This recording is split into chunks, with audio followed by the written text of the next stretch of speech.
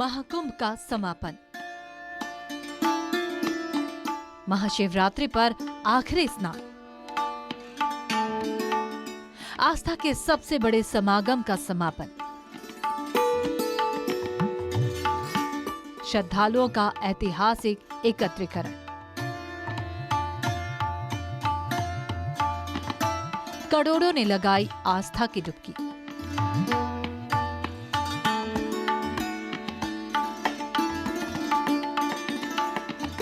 त्रिवेणी संगम पर उमड़ा आस्था का सैलाब।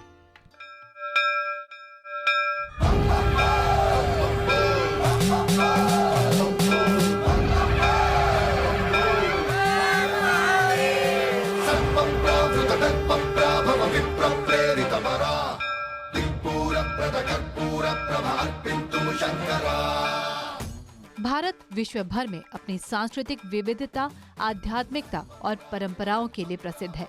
यहाँ हजारों वर्षों से ऐसी अनेक परंपराएं चली आ रही हैं, जो केवल हमारे जीवन का हिस्सा नहीं है, बल्कि हमारे अस्तित्व की पहचान है।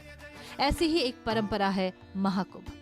प्रयागराज, हरिद्वार, उज्जैन और नासिक ये वो 4 पवित्र स्थल है जहाँ महाकुंभ का आयोजन होता है। 144 वर्षों बाद प्रयागराज के संगम के तट पर आयोजित महाकुंभ का एक अलग ही महत्व रहा। दुनिया का सबसे बड़ा समागम महाकुंभ मेला महाशिवरात्रि स्नान के साथ समाप्त हो रहा है। महाकुंभ में 5 पवित्र स्नान हुए, जिनमें से 3 अमृत स्नान थे। 14 फरवरी को मकर संक्रांति, 29 फरवरी को मौनी अमावस्या और 3 फरवरी को बसंत पंचमी अमृत स्नान थे। 13 जनवरी को पौष पूर्णिमा, 12 फरवरी को माघी पूर्णिमा और 26 फरवरी को महाशिवरात्रि अन्य महत्वपूर्ण स्नान के दिन रहे। सच्ची बताऊं, जाने का मन नहीं कर रहा है। हमने तो संगम पर इस देश के सनातन संगम का दर्शन किया है। मैं तो इस देश की जनता का अभिनंदन करता हूं। क्या श्रद्धा है, क्या आस्था है। हमारे देश के ऊर्जावान प्रधानमंत्री जी और आदरणीय योगी जी दोनों की साधना का वंदन करता हूं, क्योंकि इतने नेगेटिव, इतने नैरेटिव, इतनी तरह की बातें, उसके बावजूद भी 65 करोड़ से ज्यादा लोग स्नान कर चुके हैं और अभी भी चले आ रहे हैं लोग, चले आ रहे हैं, चले आ रहे हैं। लोग दंग हो गए। सारे जितने विदेशी रुके हैं वो कह रहे हैं ये हो क्या गया, दिस इज अमेजिंग। कमाल का भारत है, कमाल के लोग हैं। हमारे देश में तो ऐसा नहीं हो सकता। महाकुंभ के आयोजन ने न केवल धार्मिक महत्व को बढ़ाया, बल्कि इसकी सही व्यवस्थाओं और सुरक्षा उपायों के कारण इसे एक बेहतरीन उदाहरण भी माना गया।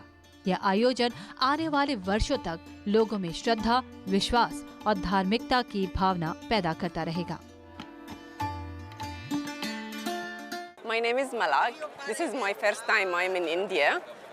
I came all the way through New Delhi, and then I came just into here to experience this amazing adventure.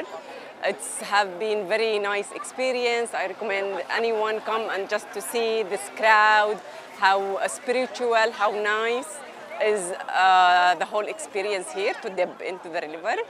And that's it. Come to India. हमारा नाम डॉक्टर कौशिक है।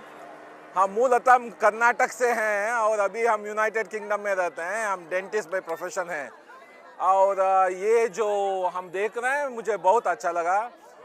योगी के सरकार जो यहाँ पे व्यवस्था किया हुआ है, ये जो हिंदुत्व के बारे में इन्होंने जो प्रचार किया हुआ है, इसको हम देख के बहुत खुश हुए, क्योंकि हमें ये प्रोग्राम ही नहीं था। लास्ट मोमेंट में ये प्रोग्राम बना लिए और डायरेक्ट दिल्ली में आके, दिल्ली से प्रयागराज आके, और जहाँ हम यहाँ पूरे तरह से जो व्यवस्था देखे हुए हैं, हम बहुत खुश हैं। मेरा पूरा फैमिली आ गए, सारे दर्शन किए, पानी में अपने डुबकी लगाए और जो माता गंगा माता का जो आशीर्वाद हमें मिला, योगी सरकार को और सारे जो इस अरेंजमेंट और व्यवस्था में पार्टिसिपेट किए हुए हैं, उन सबको हमारा धन्यवाद है।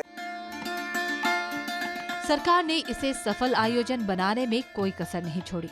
प्रौद्योगिकी को शामिल करने और हाई अलर्ट सुरक्षा उपाय करने के कारण यह आयोजन आकर्षण का केंद्र बन गया। महाशिवरात्रि के कारण समापन की ओर बढ़ने के बावजूद महाकुंभ में भक्तों की संख्या में भारी वृद्धि हुई। प्रयागराज में जिला प्रशासन और मेला प्रशासन ने महाकुंभ में पवित्र डुबकी लगाने के लिए शहर में प्रवेश करने वाले भक्तों की सुविधा के लिए व्यापक यातायात व्यवस्था की। उत्तर प्रदेश के मुख्यमंत्री योगी आदित्यनाथ ने महाकुंभ मेले के अंतिम दिन के आयोजन की सतत निगरानी भी की। महाशिवरात्रि के दिन जो महाकुंभ का अंतिम अमृत स्नान होता है, मुख्यमंत्री योगी ने अपनी सुबह की शुरुआत गोरखपुर के गोरखनाथ मंदिर के कंट्रोल रूम से की। यहाँ से उन्होंने लाखों श्रद्धालुओं की भीड़ और विधियों की लाइव फीड्स को देखा और प्रशासनिक अधिकारियों से लगातार संपर्क में रहे ताकि श्रद्धालुओं का अनुभव सुरक्षित और आरामदायक रहे। महाकुंभ प्रयागराज में अपार भीड़ है। 13 जनवरी से प्रारंभ हुआ महाकुंभ प्रयागराज आज पूर्णाहुति को प्राप्त करेगा। लगभग 66 करोड़ श्रद्धालुजन मां गंगा, मां यमुना और मां सरस्वती की इस त्रिवेणी में पावन डुबकी लगा करके राष्ट्रीय एकात्मता का एक नया संदेश पूरे देशवासियों को दे रहे हैं और वसुधैव कुटुंबकम के भाव के साथ हर एक श्रद्धालु जन को राष्ट्रीयता के प्रति समर्पण होने की एक नई प्रेरणा भी प्रदान कर रहे हैं। प्रयागराज में आए हुए इन सभी श्रद्धालु जनों को मैं आज के इस पावन महास्नान पर हृदय से उनका अभिनंदन करता हूं, उन्हें बधाई देता हूं। इस बार महाकुंभ को लेकर सियासत भी चरम पर रही। महाकुंभ पर विपक्षियों ने उत्तर प्रदेश की योगी सरकार और केंद्र सरकार पर भी सवाल खड़े किए। इसके जवाब में उत्तर प्रदेश विधानसभा में सीएम योगी आदित्यनाथ विरोधियों पर जमकर बरसे। उन्होंने महाकुंभ के खिलाफ बोलने वालों पर भी तगड़ा निशाना साधा। किसी ने सच कहा कि महाकुंभ में जिसने जो तलाशा उसको वह मिला।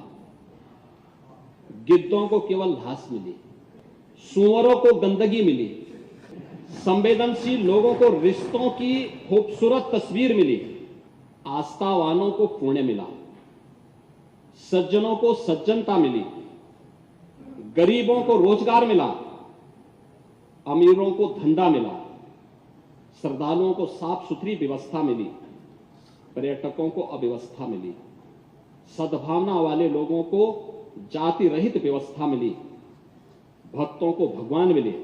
मतलब सबने अपने स्वभाव और चरित्र के अनुसार चीजों को देखा। एक ही घाट पर सभी जाति वर्ग के तीर्थयात्री स्नानार्थी बिना किसी भेदभाव के नहाते रहे। सनातन की सुंदरता आखिर समाजवादी और वामपंथियों को कैसे नजर आएगी, लेकिन इनके द्वारा लगातार किए जाने वाले प्रश्न इनकी नियत को ही संदेह के दायरे में खड़ी करती है। महाकुंभ मेला 2025 का औपचारिक समापन 27 फरवरी को होगा, जिसमें अधिकारियों, कर्मचारियों और संस्थाओं का सम्मान किया जाएगा। साथ ही 4 विश्व रिकॉर्ड्स की घोषणा भी की जाएगी, जिनमें गिनीज वर्ल्ड रिकॉर्ड्स द्वारा स्थापित किए गए रिकॉर्ड्स शामिल हैं। इस समापन समारोह में मुख्यमंत्री योगी आदित्यनाथ भी शामिल रहेंगे। News desk report, north east live.